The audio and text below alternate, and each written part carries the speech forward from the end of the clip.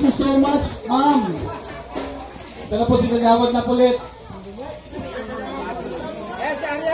At teka lang po, may sasabihin po sa ating punong barangay. Go ahead, Chairman Toots.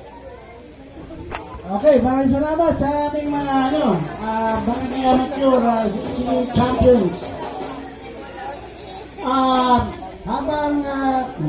Habang abala ang ating mga cook sa pagluluto, samantalayan ko lang po ito para tawagin yung mga ang president